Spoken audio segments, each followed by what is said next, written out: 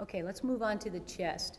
Now, the chest muscles come into play when pitching, especially as the arm's up overhead and in this position on the way down. And you can see the stretch through this area where the chest muscles really come into play. What are the exercises that pitchers need to do to strengthen those areas?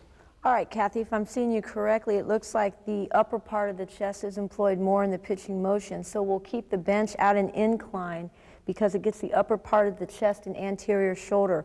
We'll start with an incline bench press.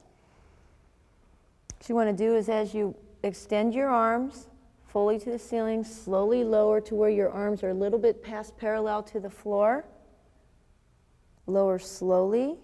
Push up, extend the arms fully, but remain with a soft elbow. Your back is against the bench, your feet are on the floor. And we'll do a couple more, Deanne.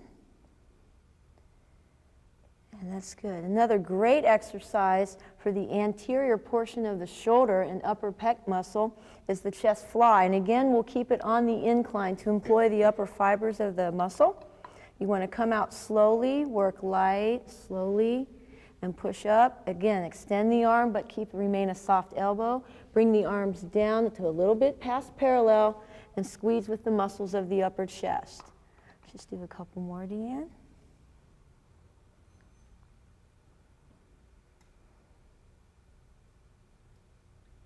So in this case, if we were to use a flat bench versus the incline bench, we would be working what area of the chest? You would get a more centralized location of the pec. It would still be a great exercise to do, but I think it's more sport specific to keep the pitcher on the incline. Right. In other words, we're using the upper chest area and in conjunction with the shoulder, which we use so much in pitching. Right, in the areas that you want to. You will indeed develop strength in the chest doing it on the flat, but I think it better purposes for pitchers to keep them up on a 45-degree incline.